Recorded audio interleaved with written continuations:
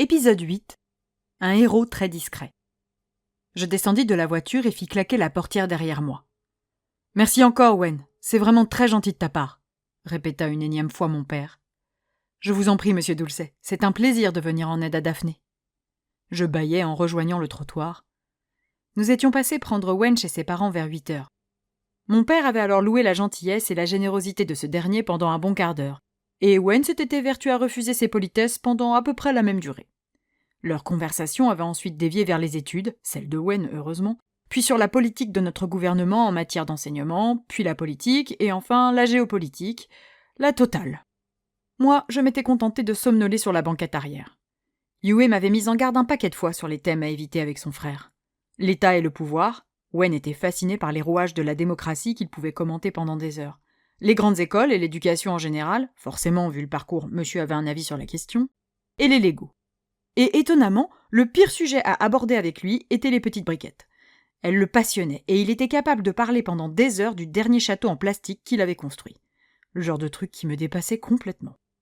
Bien évidemment, mon papa n'étant pas au fait de ces avertissements, il avait foncé tête baissée dans la gueule du loup. Le voyage m'avait semblé un peu long.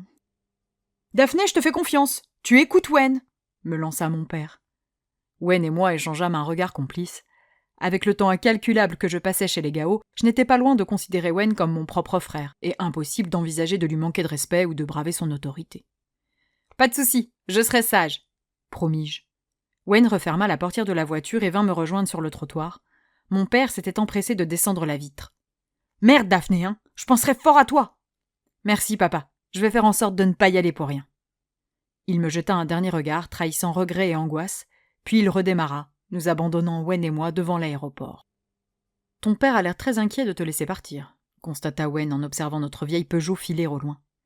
Je soufflai en replaçant la bandoulière de mon sac sur mon épaule. « Oui, c'est la première fois que je quitte la France et ça se fait sans lui. Je peux concevoir qu'il ne soit pas très serein. » Wen commença à marcher vers l'entrée de l'aéroport en traînant sa valise derrière lui. Je le suivis. « C'est la première fois que tu sors de France ?» s'étonna-t-il. J'approuvai d'un petit coup de menton. Avant mes 12 ans, papa n'avait jamais de place fixe, et financièrement, c'était toujours trop juste. Ensuite, il a rencontré Elodie, mon frère est arrivé, et... il est trop jeune, devina Wen sans mal. Je ris. Ouais, voyager avec un lardon de 2 ans? Ouh, merci, mais non merci. Nous franchîmes les portes de l'aéroport. Wen s'arrêta sous les panneaux d'affichage où il repéra notre vol en un coup d'œil. « Tu as tes papiers ?»« J'ai !» répondis-je fièrement. « Et l'autorisation de sortie du territoire de ton père ?»« J'ai aussi, même pas eu besoin de simuler la signature de ma mère. »« Parfait. Par là, » m'indiqua Wen en faisant un signe vers les guichets automatiques. Je le suivis dans la queue, sage et attentive, comme promis. Nous attendîmes une quinzaine de minutes avant d'accéder à la borne qui nous permit d'enregistrer nos valises et de récupérer nos places. Par chance, nous pûmes choisir 2 sièges l'un à côté de l'autre. Nous déposâmes nos 2 bagages au comptoir prévu à cet effet. « On est pile à l'heure. Tiens, » dit-il en me tendant mon billet. Je souris en apercevant la destination. Londres Gatwick. Londres. Pour la première fois de ma vie, sans mon père, j'allais à l'étranger pour tenter ma chance dans le cinéma. Et, cerise sur le gâteau, je loupais 2 jours de cours, le pied total.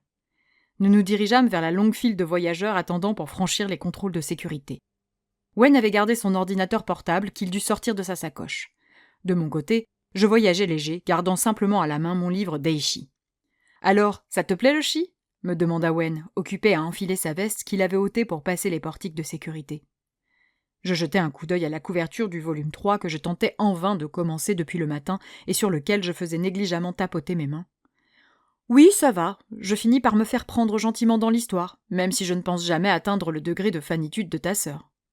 Wen sourit en récupérant sa sacoche et son manteau. Ah, le chi. Pour Yue, c'est un livre sacré. Gare au blasphème. Je ris nerveusement. Oh, crois-moi, ça je sais. Il me conduisit vers une zone d'attente où nous pourrions patienter jusqu'à notre embarquement. Tu peux t'asseoir ici. En cas de nécessité, les toilettes sont là-bas. Il me fit signe vers le panneau représentant 2 petits bonshommes stylisés. Je levai les yeux au ciel en m'asseyant. T'as prévu un biberon et une couche de rechange aussi ? Wen rit en prenant place à côté de moi. Je suis ton chaperon. Je m'assure de répondre à tes besoins. Il sortit son ordinateur et se concentra sur celui-ci. De mon côté, je décidai de reprendre ma lecture. Les jumeaux, Case et Kem, étaient encore dans le monde des 2 Yona, ceux qui ne possédaient pas de pouvoir magique, et ils étaient en conflit avec leur tante. Les livres se construisaient toujours de la même manière. Les premiers chapitres se déroulaient dans le monde normal où les jumeaux vivaient chez leur tante, puis il y avait le départ pour l'académie, un départ plus ou moins chaotique selon les livres. Le gros de l'histoire se passait ensuite à l'académie de magie, Glendack, où les jumeaux étaient entourés de nombreux personnages secondaires, dont Adélis faisait partie, qui les accompagnaient au gré de leurs péripéties surnaturelles ponctuées de créatures mythiques et d'objets magiques. Les romans terminaient toujours par le retour des jumeaux chez leur tante, loin de la magie. Le personnage de la tante, Revèche, infecte et tristement réaliste, permettait de marquer la différence entre la cruauté du monde réel et la magie du chi. Je soupirais en levant le nez de mon livre. Mon regard fut attiré par un petit kiosque au loin qui vendait des bonbons, des gâteaux et des magazines. Je plissai les yeux pour mieux apprécier les étiquettes et secouai la tête, horrifié par le prix de la bouteille de coca. Mon père m'avait confié 60 € en cash et sa carte Visa uniquement pour couvrir les frais de première nécessité. Manger, boire, se déplacer, point. Je n'allais pas mettre 1/12 de mes liquidités dans une boisson fantaisie. Je replongeai donc le nez dans mon livre pour oublier ma soif. Je m'apprêtais à entamer le chapitre 8 quand le téléphone de Wen se mit à vibrer sur l'accoudoir qui nous séparait. J'observais Wen récupérer l'appareil, curieuse. Il fronça les sourcils puis tapa une rapide réponse avant de reposer le téléphone là où il venait de le prendre. « C'est encore Anne-Lise » supposai-je. Wen hocha la tête. « Déjà 3 fois dans la voiture, elle peut vraiment pas se passer de toi » le taquinai-je. Il rit nerveusement. « On va dire ça, hein. » Un instant, je me dis que je devais le laisser tranquille et me contenter de reprendre ma lecture. Mais je n'avais pas vraiment envie de lire. Je refermai mon livre dans un petit pouf rigolo. « Tu lui as dit quoi pour ton voyage ?» Je lui ai expliqué que j'accompagnais la meilleure amie de ma sœur à Londres pour l'aider à concrétiser un projet professionnel. Et inutile de préciser que ça ne lui a pas beaucoup plu. « Oh !» fis-je en réalisant que j'étais source de problèmes pour lui. Il soupira. Elle ne voulait pas croire à ma stupide histoire d'audition. « Hé !» m'offusquai-je. Cette stupide histoire, c'était mon histoire. Ma réaction le fit rire. Elle a fini par comprendre, mais je vais devoir me faire pardonner. Sans quitter des yeux son ordinateur, il attrapa son portable qu'il me tendit afin que je puisse voir le dernier message que lui avait envoyé sa copine. Poussé par la curiosité, je me saisis de l'appareil. Elle lui avait fait parvenir la photo d'un magazine qui montrait en gros plan un sac à main en tartan beige. Je plissai les yeux en tentant de lire la marque un peu floue au-dessus de ce dernier, la photo n'étant pas de très bonne qualité. Burberry. Oh, putain de... jurai-je. Mon regard avait dérapé sur le prix à 3 très beaux chiffres. Tu ne vas quand même pas lui acheter. Wen, elle déconne, rassure-moi. Wen me reprit son téléphone portable. Malheureusement, je ne pense pas avoir le choix, et je t'assure que je m'en tire bien sur ce coup-là. Je restais la mâchoire ballante, abasourdie. Je savais par Yue qu'Anne-Lise venait d'un milieu aisé, dont elle avait gardé le goût des belles choses, et que Wen avait parfois un peu de mal à suivre, mais je n'avais pas conscience de la portée du problème. Il avait beau être promis à une brillante carrière, Wen n'en restait pas moins étudiant alors qu'il était, et cette somme était considérable dans la vie d'un étudiant. « Eh bah, on n'a définitivement pas les mêmes valeurs », lançai-je dans l'espoir de dédramatiser le moment. « Ah oui ? Oh oui, moi je suis capable de dire oui au premier mec qui m'offre un paquet de M&M's. Et la petite taille, hein !» Ma plaisanterie fit mouche, et Wen rit avec moi. « Non, sérieusement, repris-je, c'est pas très sain ce genre de relation. » Tu n'as pas tous les tenants et les aboutissants, ce n'est pas juste un caprice comme ça, il y a beaucoup de choses que tu ignores. « Oh, je suis certaine que j'en sais bien plus que tu ne le penses », le narguai-je un peu.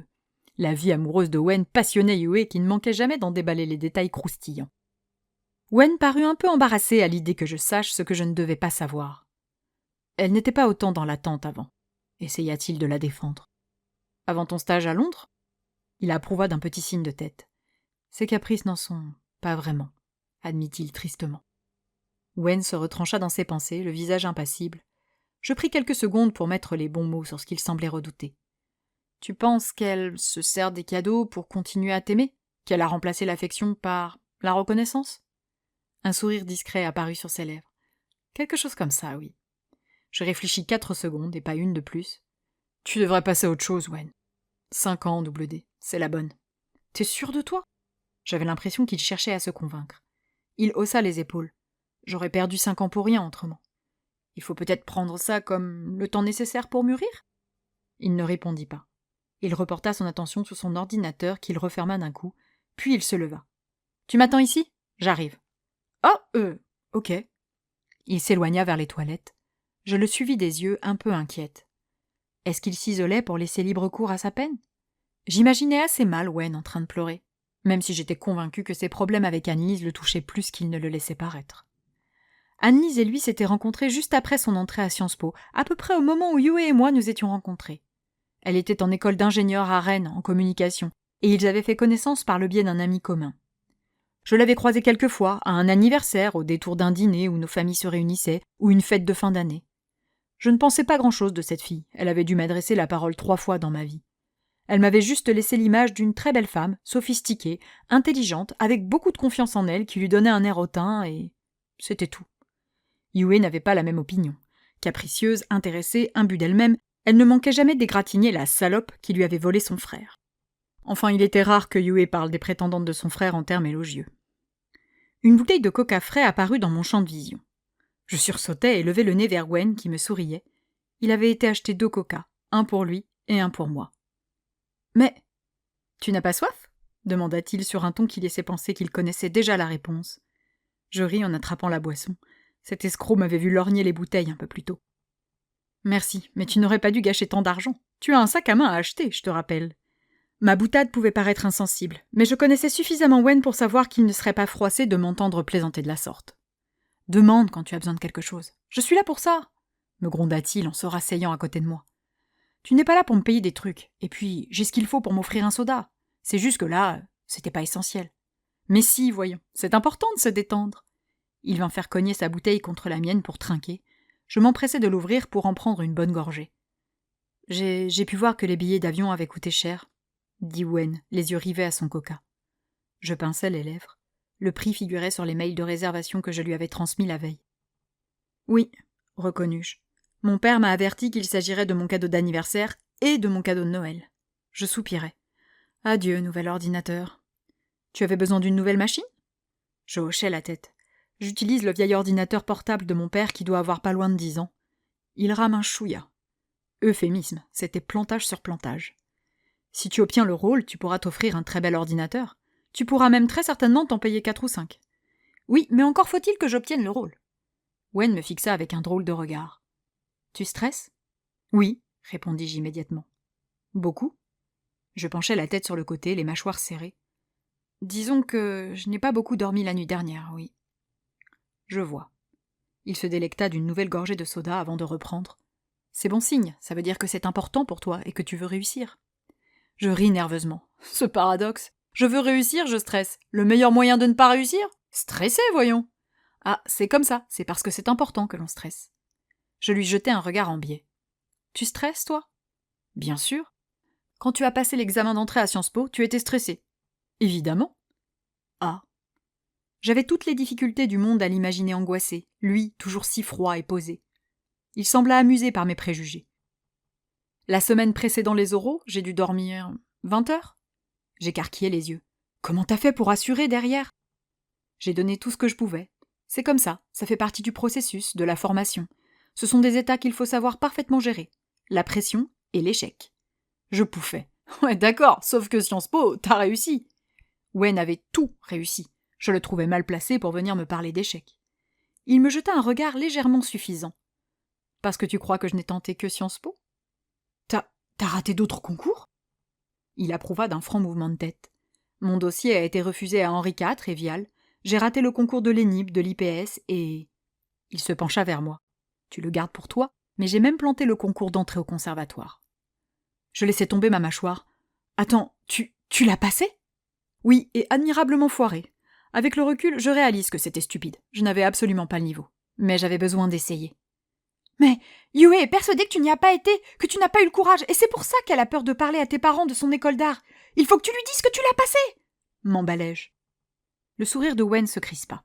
« Je préfère que ma famille l'ignore. »« Elle ne te trahira pas. Jamais elle n'ira raconter à vos parents que tu l'as fait. En revanche, savoir que tu l'as tenté, ça l'aiderait à se lancer. » Je l'implorai du regard de parler à Yue. Elle avait besoin de lui. Il devait, encore, lui montrer la voie. Il secoua la tête. « Crois-moi, Daphné, savoir ce que mes parents m'ont dit le jour où je leur ai annoncé mon intention de passer ce concours, ce qui m'a poussé à le faire dans leur dos, ne l'encouragerait pas à leur parler. » Je fronçai les sourcils. « Pourtant, tu lui as conseillé de leur dire. » « Oui, parce que si elle trouve le courage de le faire, si elle parvient à encaisser leurs remarques cinglantes et leurs critiques acerbes, si sa passion est plus forte que tout ça, alors elle réussira. Mais elle, si Yue est vraiment motivée, m'interrompit-il. Si elle se sent prête à tout pour faire du dessin, elle se lancera. Ce n'est pas à toi ni à moi de faire ou de parler à sa place. Jamais. Le dernier mot avait été prononcé durement. Ses positions étaient réfléchies et inflexibles. Wen dans toute sa splendeur. Et crois-moi, continua-t-il, se dresser contre nos parents est une bonne entrée en matière, un excellent aperçu des difficultés qui l'attendront ensuite. Fais-moi confiance, ils seront la pire épreuve de sa vie. Je l'observais reprendre sa boisson en me mordant la lèvre. J'avais toujours vu Yue souffrir des exigences de son père et de sa mère qui se souciaient un peu trop de son avenir. Je n'avais jamais réalisé que Wen avait subi exactement le même traitement, et que lui aussi avait pu en pâtir. « Tu jouais quoi ?» demandai-je pour reprendre la conversation. Il se passa la main dans les cheveux, un peu embarrassé. « Piano. »« Tu en as fait longtemps ?» Il soupira en regardant en l'air. « Alors, j'ai commencé, j'avais 4 ans 5 ans peut-être ?»« Ah ouais, quand même ! Mais comment se fait-il que je ne t'ai jamais entendu jouer ? Quelqu'un qui tente le conservatoire a forcément son instrument dans la peau. En 5 ans, j'aurais dû entendre au moins une fois sa musique. » Wen sourit tristement. « J'ai dit qu'il fallait savoir gérer l'échec. Je n'ai jamais dit que c'était facile. »« Oh, je vois. » Je réfléchis un instant, passant en revue tous mes ratés et mes réussites. La conclusion était sans appel. « Moi, je n'ai jamais échoué.